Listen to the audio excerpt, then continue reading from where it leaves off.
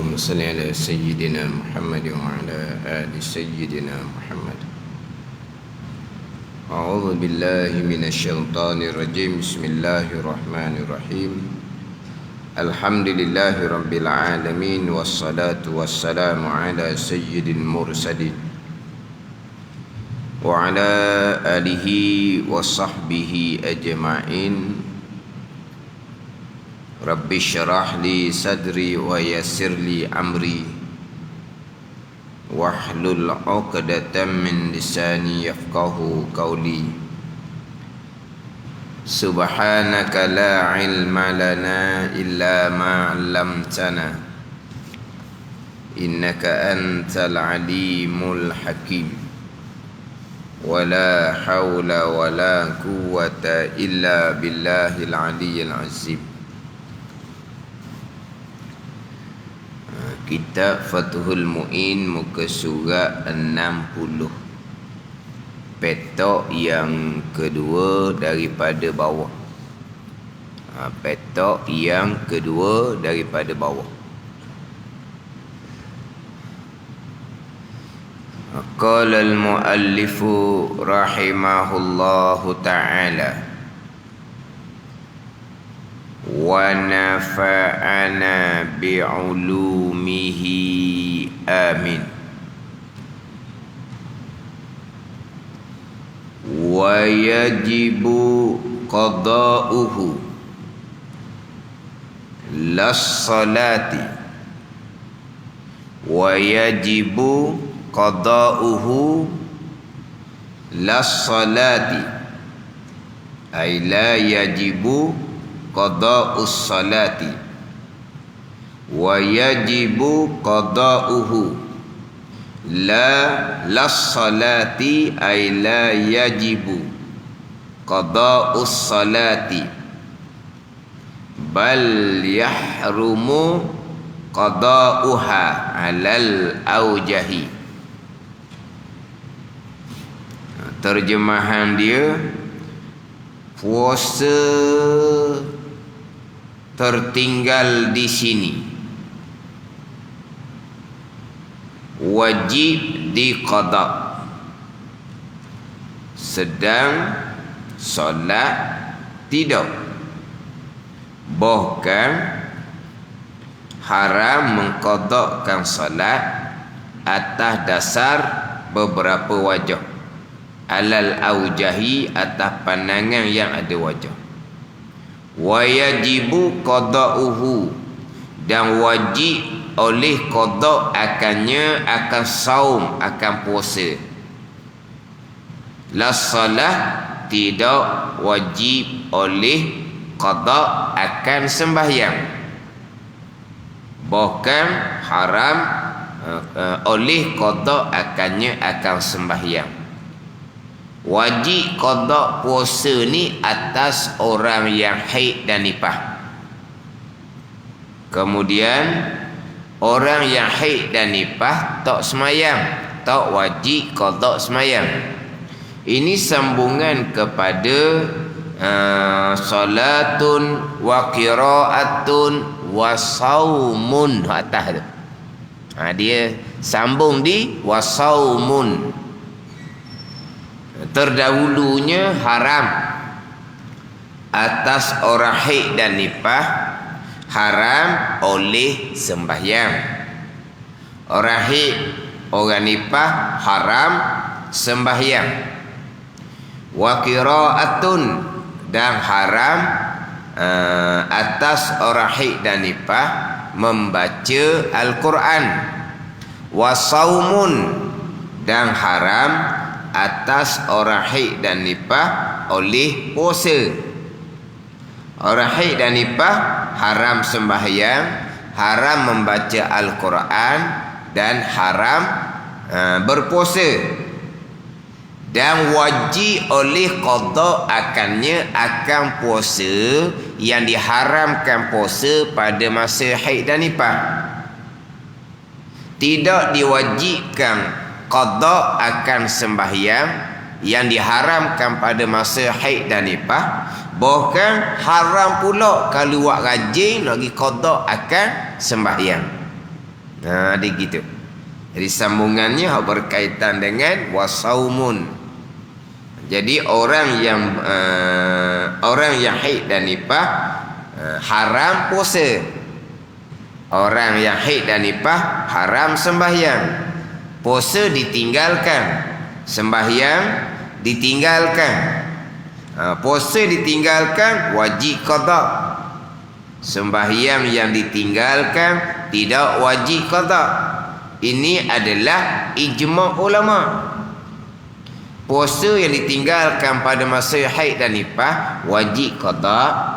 Sembahyang yang ditinggalkan pada masa haid dan nifas tidak wajib qada. Ini adalah ijma' ulama. Sebagaimana sabdaan, sebagaimana hadis riwayat daripada Imam Muslim daripada Aisyah radhiyallahu anha. Hadis riwayat daripada Imam Muslim daripada Aisyah radhiyallahu anha. Aisyah mengatakan bahawa kunna nu'maru bi qada'is saum wa la nu'maru bi qada'is salah. Adalah kami ma'asyiran nisa lah, orang perempuan, diperintah akan kami dengan qada puasa yang ditinggalkan pada masa haid dan nifas, dan tidak diperintahkan akan kami dengan qada sembahyang pada masa haid dan nifas, sembahyang yang ditinggalkan. Itu illah dia. Itu kerana dia kenapa puasa wajib diqadakan, sembahyang tidak wajib diqadakan. Kenapa? Kerana hadis riwayat daripada Imam Muslim. Dan juga kerana sembahyang ni dia berulang-ulang. Sembahyang ni sepanjang masa. Adapun puasa hanya di bulan Ramadan. Puasa hanya di bulan Ramadan. Mana terkadang orang haid ni terkena pada masa Ramadan, terkadang terkena hanya sebahagian di bulan Ramadan. Adapun sembahyang, kedatangan haid pada masa mana sekalipun sembahyang ada di situ. Sebab sembahyang ni dia berulang-ulang sepanjang masa. Mari haid waktu mana sekalipun, bulan mana sekalipun, di situ ada sembahyang. Kalau sembahyang wajib diqada, satu kesukaran lah. Adapun puasa hanya di bulan Ramadan. Terkadang kedatangan haid itu bila? Kedatangan nifas itu bila? Terkadang kedatangan haid itu di sebahagian di bulan Ramadan sahaja. Terkadang sebulan Ramadan tidak kedatangan haid. Mana? Tidak kedatangan haid. Contohnya apa? Orang yang masuk bulan Ramadan dia hamil, tak ada haid langsung. Mana dia puasa ni dia tidak berulang-ulang. Jadi terkadang kedatangan haid dan nifas tu terkena di Ramadan, terkadang tidak. Adapun sembahyang ni sepanjang masa. Mari haid waktu mana pun memang kewajipan sembahyang ada di situ. Mari nifas waktu mana pun memang ada kewajipan sembahyang di situ. Jadi kalau sembahyang kena qada juga, ni satu kesukaran. Itu dia panggil illah akal. Ni. Kenapa sembahyang tidak wajib qada? Kenapa puasa wajib qada? Sembahyang panjang masa. Kalaulah kata kena qada juga, lah haid tiap-tiap bulan. Contohnya nifas pula 30, 40 hari, 50 hari, banyak dah. Adapun puasa tidak berulang-ulang, hanya di bulan Ramadan. Atas nasib dah. Kena pula beranak sebelum bulan Ramadan. Jadi nifas sepanjang bulan Ramadan, nasib tu banyaklah nak kena qada. Tapi tidak semestinya. Orang yang kedatangan haid dan nifas kena di bulan Ramadan. Tapi kalau semayang dia berulang-ulang. Itu illah akal. Illah yang pertama, kerana yang pertama hak hadis riwayat daripada Imam Muslim tadi, kunna nu'maru biqada'is saum wala nu'maru biqada'is salah. Adalah kami puak-puak perempuan diperintah akan dengan qada' puasa dan tidak diperintah akan kami dengan qada' sembahyang. Dia tambahan pula, dia sembahyang ni tak ada qada'. Sembahyang ni tak ada qada'. Sembahyang ni memang kena buat dalam waktu dia. Nak kemudian tak boleh. Dalam keadaan macam mana pun sembahyang dalam waktu dia. Cuma rukhsah kemudahan sikitnya boleh jamak kalau musafir gitu je. Tu ada keringanan. Boleh jamak waktu musafir contohnya. Tapi nak ceritanya sembahyang di waktu dia. Boleh di waktu dia tu mari haid dan nifas, tak ada lah nak buat sembahyang semula. Situ je tempat dia. Qada', tak ada sembahyang ni qada'. Ada pun puasa kadang-kadang waktu dia dah puasanya Ramadan, boleh tak payah puasa lah. Sebab apa? Dah kamu musafir, tak payah puasa lah, kamu qada' kemudian. Oleh kerana kamu sakit, tak payah puasa lah, kamu qada' kemudian. Semayang tak ada, kamu musafir tinggal semayang tak ada. Cuma keringanan tadi lah, boleh jamak je. Kamu sakit, tak payah semayang lah, tak ada. Sebab itulah semayang dia tak ada qada'. Sebab apa? Sebab waktu dia tetap dah situ. Tiba-tiba mari haid, mari nifas, tak ada lah nak qada'.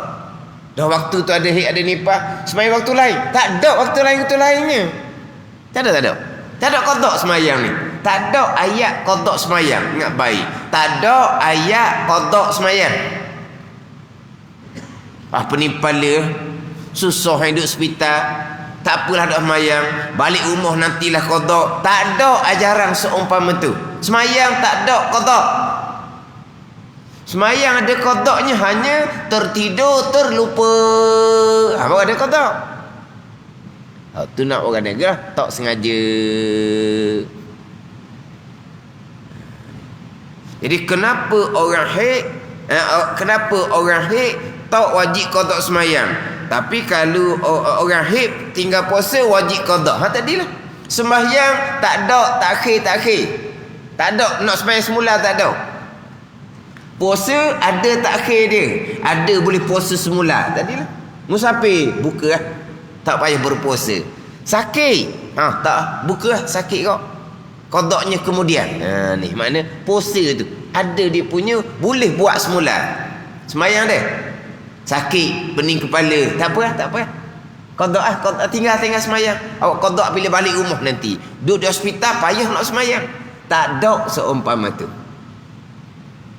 Tak ada qada' sembahyang ni.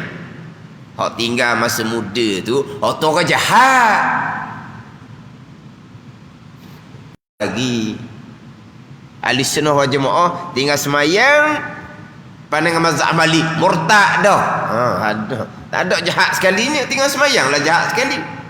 Ahli sunnah wal jamaah, orang berjudi tak murtad, orang minara tak murtad, orang berzina tak murtad,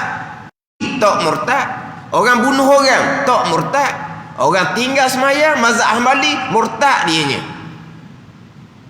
Orang tinggal sembahyang hukumnya bunuh. Mazhab Syafi'i bunuh kena hudud. Jenazahnya masih diuruskan sebagaimana orang Islam. Mazhab Hambali orang tinggal sembahyang hukum bunuh orang murtad. Jenazahnya buang je. Tidak diuruskan sebagaimana orang Islam sebab sudah murtad, sudah kafir. Ni. Dia tak ada. Tapi oleh kerana masa muda-muda tu tinggal sembahyang, memang ittifaq empat mazhab. Kamu kena qada sebab kamu melakukan satu kesalahan yang besar dahulu kamu tinggal sembahyang. Kita sembahyang dah ni. Ada ketika sakit, tak payah sembahyang, qada kemudian. Tak ada. Sakit, nak puasa ni tak boleh ni. Bukalah puasa. kamu qadaklah kemudian. Puasa dia. Mana puasa ni ada ketika boleh buat kemudian. Jadi kalau pada masa Ramadan mari haid mari nifas, bolehlah buat kemudian, payah apanya. Wajib qadak puasa yang ditinggalkan pada masa haid dan nifas. Itu di antara ilah kerana yang dinyatakan di dalam kitab selain daripada hak hadis Muslim tadi, hak daripada Aisyah radhiyallahu anha tadi. Selain daripada hadis tu. Hadis itulah dalil dia. Cuma ulama ni dia datangkan ilah ni pergi ke akal. Mana yang pertama, semayang ni berulang-ulang sepanjang masa ada semayang. Kalau semayang yang ditinggalkan pada masa. Yang keduanya, kenapa? Kerana semayang tak ada. Semayang kena duduk situ, kena duduk di waktu tu. Kitabam mauquta, Tuhan kata, waktu yang telah ditetapkan. Waktu yang sudah ditetapkan. Semayang di situ, mari haid, mari nifas. Diharamkan sembahyang. Tak payah lah. Tak ada lah semayang. Dan waktu tu ada haid, ada nifas. Kau tak kemudian, semayang tak ada kemudian. Sebaliknya puasa bukan haid dan nifas ni, musafir, sakit ke apa ke, boleh puasa kemudian. Tinggallah puasa hari tu, puasa kemudian. Mana boleh puasa kemudian. Jadi kedatangan haid dan nifas, qada puasa kemudian. Ni dia pergi apa? Pakai kau akal. Tapi dalilnya hak hadis Muslim tadilah. Dalilnya hak hadis Muslim tadi hak berkaitan dengan puasa yang ditinggalkan wajib qada, sembahyang ditinggalkan pada masa haid dan nifas tidak wajib diqadakan.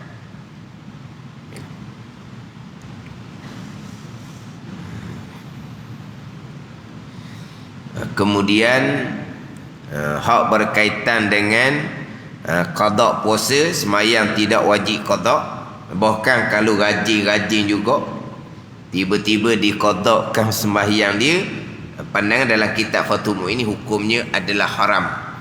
Tapi ini pandangan Ibnu Hajar. Sebab dalam kitab Fathul Mu'in jangan lupalah, dalam kitab Fathul Mu'in sebut kata Syekhuna, guru kami adalah Ibnu Hajar Al-Haytami. Yang kata haram qada puasa ni pandangan Ibnu Hajar. Tapi pandangan yang muktamad pandangan Syekh Ramli, tidak diharamkan qada puasa tetapi dimakruhkan. Itu hukum ni memang tak ada orang. Bukan semayang, bukan puasa. Hak dalam kitab ni tak wajib qada semayang pada yang ditinggalkan pada masa haid dan nifas. Bahkan kalau nak qada juga semayang, rajinnya hukumnya adalah haram. Ini pandangan Ibnu Hajar. Pandangan Syekh Ramli diqadakkan juga hukumnya adalah makruh. Pandangan yang muktamad adalah pandangan Syekh Ramli, hukumnya adalah makruh, tidak diharamkan dan memang tak ada orang pergi qadak sembahyang yang ditinggalkan pada masa haid dan nifas. Sunat tak ada. Sunat tak ada. Yang adanya orang yang tinggal sembahyang pada masa haid dan nifas buat rajin-rajin nak qada sembahyang, pandangan Ibnu Hajar haram terus qada sembahyang itu berdosa. Pandangan Ibnu Hajar, pandangan Syekh Ramli makruh. Tidak ada pahala. Siapa nak buat? Siapa nak, sebab makruh, tidak ada pahala.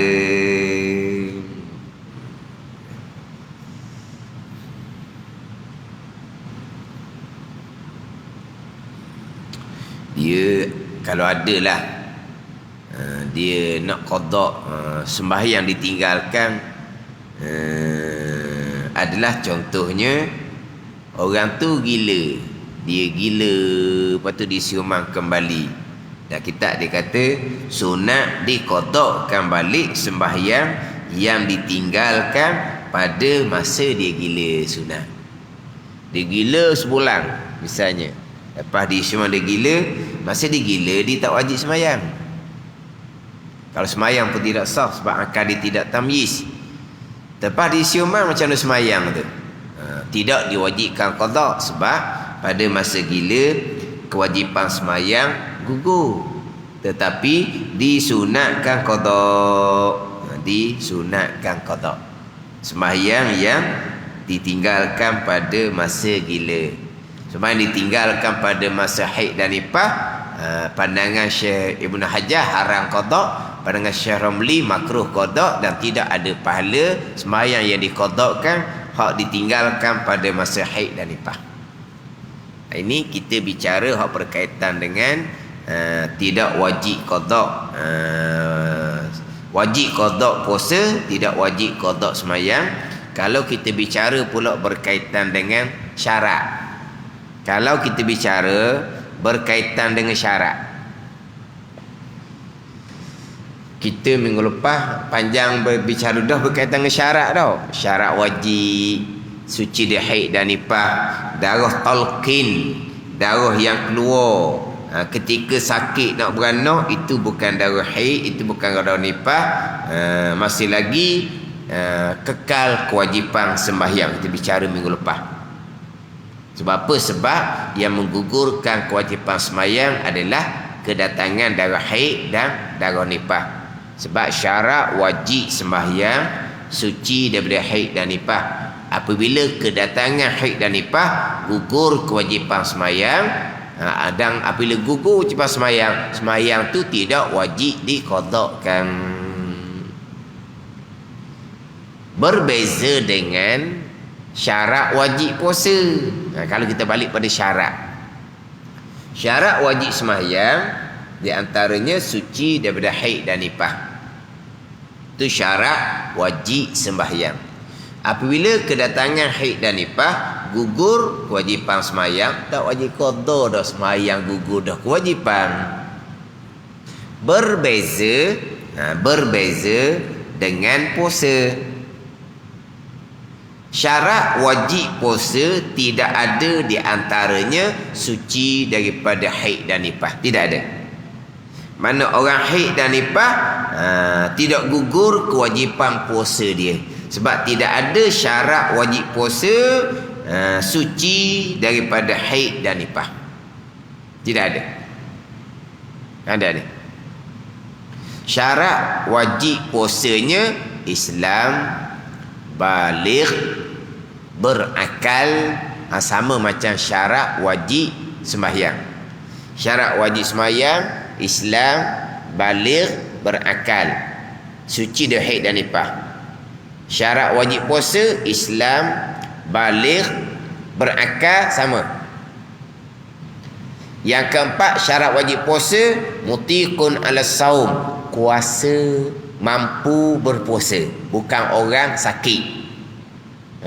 Bukan orang sakit, bukan orang tua yang mudarat kalau nak puasa. Dia ada situ. Ni kita balik. Kita bicara berkaitan dengan yang diharamkan atas orang haid dan nifas ni, belum habis lagi bicara. Kalau tak sempat minggu ni, kita sambung minggu depan lah. Sebab di bawah tu sudah masuk kepada mandi wajib dah. Selesai dah berkaitan dengan suci daripada hadas kecil, syarat sah sembahyang, kemudian suci daripada hadas besar. Jadi di bawah tu nak masuk bicara berkaitan dengan mandi wajib untuk sucikan daripada hadas besar. Yang mana suci daripada hadas kecil berwuduk, suci daripada hadas besar mandi wajib adalah syarat sah sembahyang. Jadi tajuk Fathul Mu'in sekarang berkaitan dengan syarat sah sembahyang, hak 5 perkara. Ingat dah dulu kan 5 perkara tu kan kita beritahu dah muka surat kan. Syarat sah sembahyang adalah suci daripada haid dan nifas. Kemudian dia bicara di hadapan tu mana? Suci daripada najis, menghadap qiblah, menutupi aurah, masuk waktu kan? Muka surat, kena ingat dah. Saya tak bawa ni. Kalau bawa saya cerita. Tak ingat dah. Dan sekarang ni kita punya tajuk ni kena ingat umbi tu. Kalau dia ingat umbi, tajuk apa sebenarnya ni? Tajuk bicara wuduk ni, dia bawa tajuk apa? Dia bawa tajuk syarat sah sembahyang suci daripada hadas kecil. Berwuduk lah.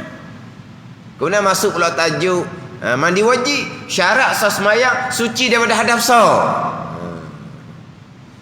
Dia gini, kita lain sembahyang dengan taharah ni tak, dia buat suku.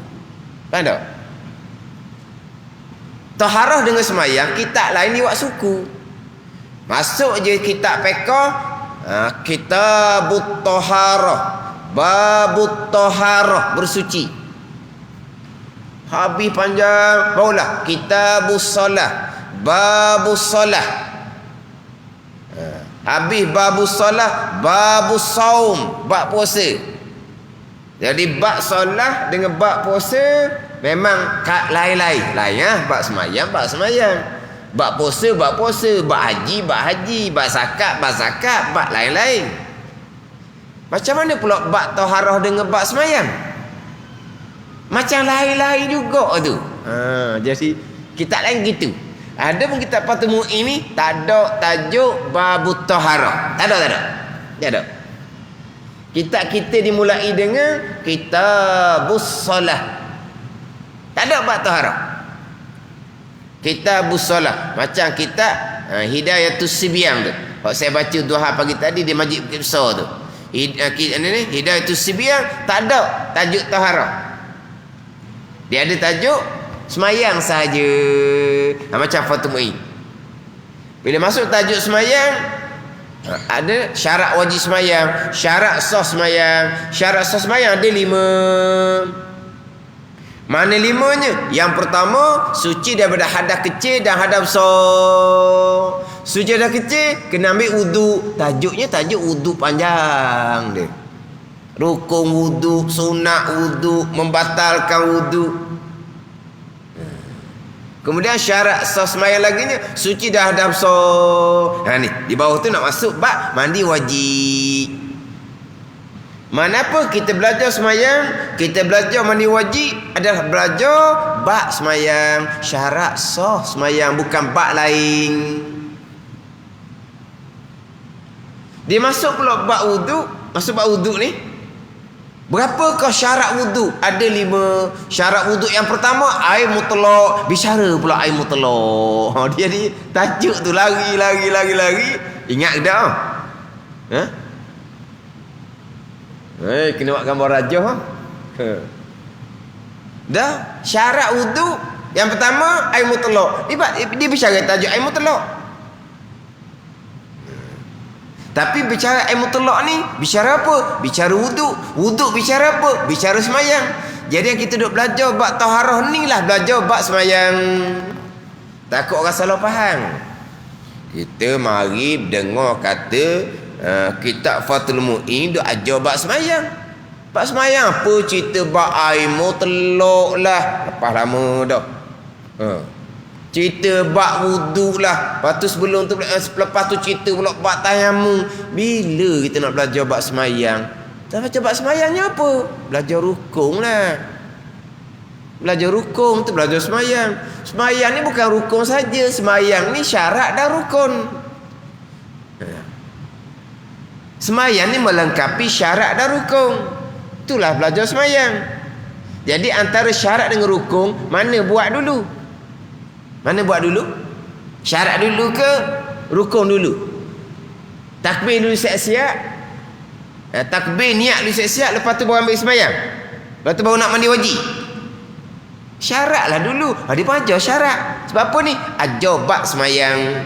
Mana orang belajar bab air mutlak, air musta'mal, belajar bab semayang. Belajar bab wudu, bab tayammum, bab mandi wajib, bab haid, bab nifas, belajar bab semayang. Orang belajar bab najis, belajar bab semayang. Tu tajuk semayang. Bukan kata taharah ni tajuk lain. Kita bukan nak belajar bab taharah, kita nak belajar bab semayang. Belajar taharah tu lah belajar bab semayang.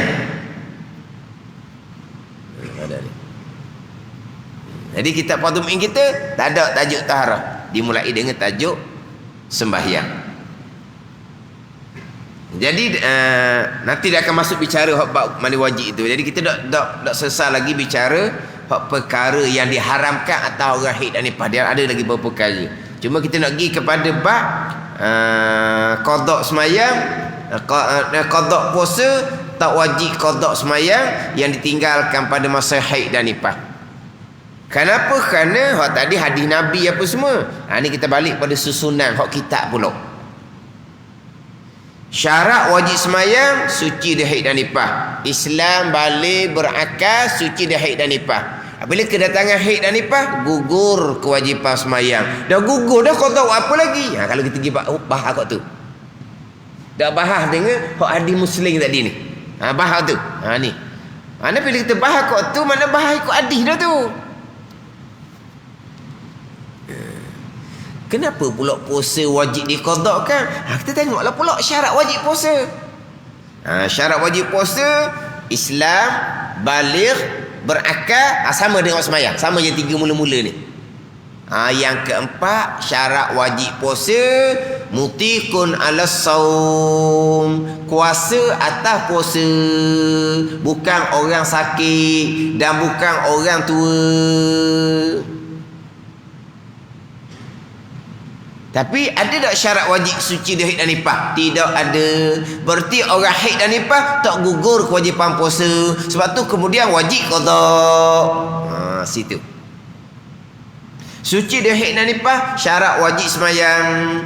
Kedatangan haid dan nifas tak wajib semayang. Tak kena qada semayang. Kau tak buat apa dah tak wajib.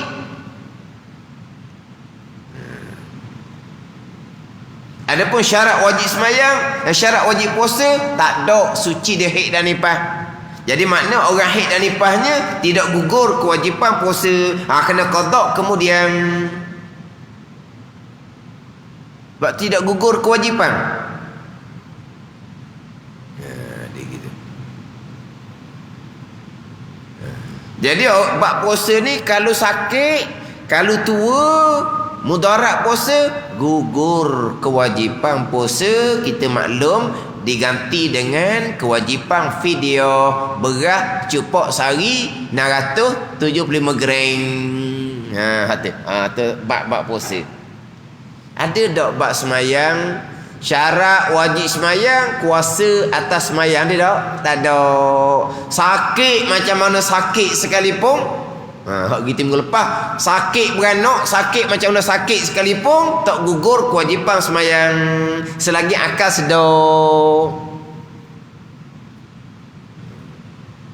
Lepas tu minggu lepas saya ada tanya bab gaul. Ada tak orang perempuan gaul? Masjid kita dah jawab. Dalam FB jawab, dia tak ada, dia kata. Kalau ada boleh tanya. Kamu masa beranak sakit, kamu masa gaul sakit. Mana sakit beranak dengan sakit gaul? Tanya dia. Sebab orang kata gaul ni sakit, sangat sakit. Orang beranak sakit juga. Jadi nak tahu mana sakit beranak dengan gaul, kena tanya orang perempuan lah. Tapi kita kata sama-sama sakit sangat. Dah orang gaul tak payah semayang. Tak, kena semayang. Orang kecil manis saraf, sakit sangat, gugur je semayang? Tak.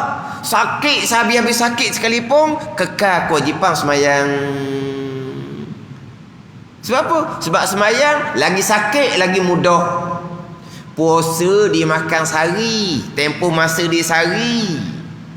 Kalau masih lagi wajib puasa, matilah kawan tu sehari nak kena puasa kan. Semayang tak ada.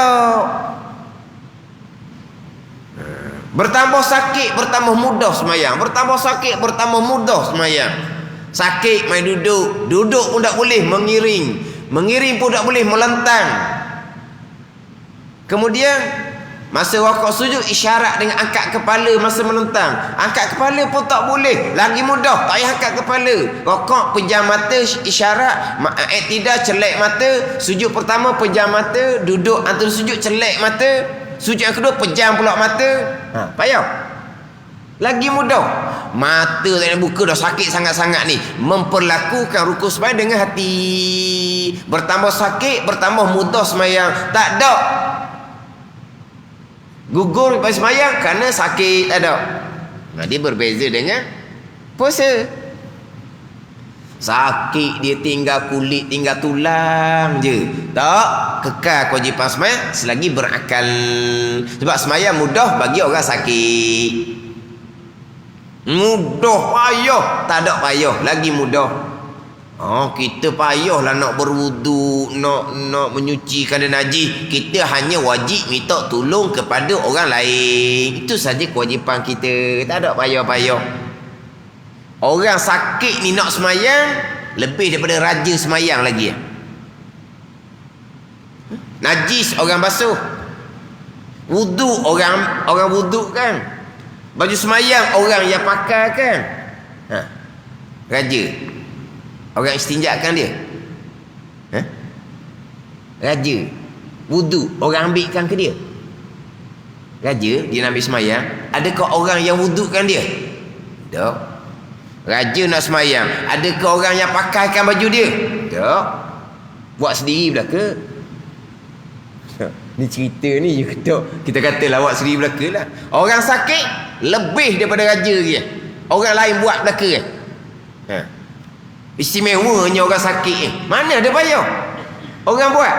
Tak ada orang nak buat, tak ada salah apa-apa kitanya. Masuk waktu semayang, kita pun semayang. Kita sudah menunaikan kewajipan. Lepas tu najis tak basuh, tak ada orang nak tolong buat. Lepas tu wuduk tak ambil, tak ada orang tolong buat. Tak ada salah dah kitanya, orang sakit semayang je lah.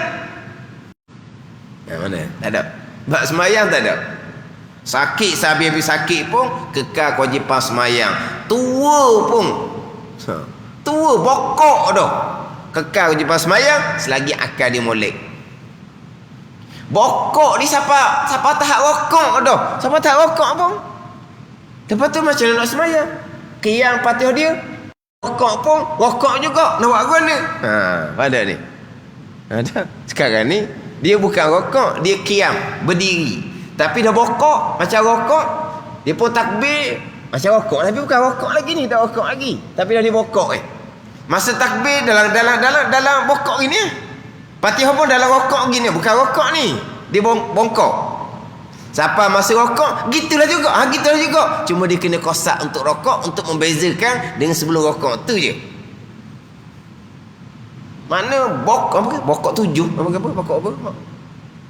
Orang tua tu. Ada tengok orang tua bokok dia.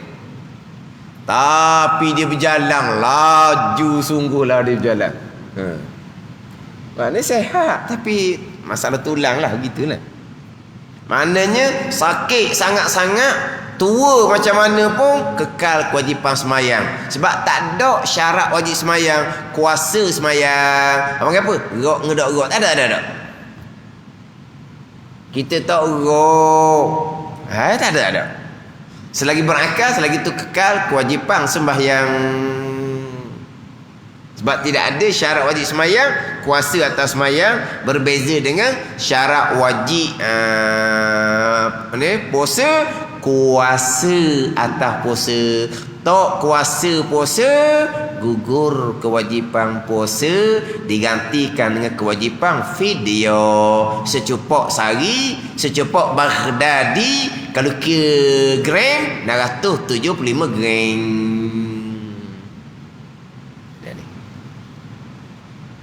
Di manakah duduknya suci daripada haid dan nifas? Syarat puasa duduk di syarat sah. Duduk di syarat sah. Suci daripada haid dan nifas, duduk di syarat wajib semayang. Suci dari haid dan nifas, tak ada di syarat wajib puasa. Suci dari haid dan nifas ni duduk di syarat sah. Orang yang suci daripada haid dan nifas, maka sahlah puasa dia. Walaupun dia belum lagi mandi wajib, dia belum lagi mengangkat hadas, suci daripada hadas sah puasa dia. Dia kering haid dah di waktu sahur contohnya, tapi mandinya tidak. Tapi suci dari haid, suci dah. Dia pun puasa pukul 6 pagi tu, sah dah puasa dia. Sebab walaupun belum mandi wajib, dia sudah suci daripada haid. Kering haid, maka sah puasa. Walaupun dia belum lagi mandi wajib untuk suci daripada hadas besar. Sebab syarat sah puasa bukan suci daripada hadas besar, suci daripada haid dan nifas.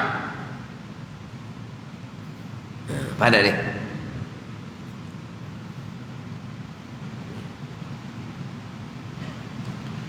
Itu hal puasa. Hal semayang jangan lupalah. Syarat wajib semayang suci daripada haid dan nifas. Suci haid dan nifas, maka wajiblah semayang. Untuk sah semayang, mandi wajib, suci daripada hadas besar. Kan gitu?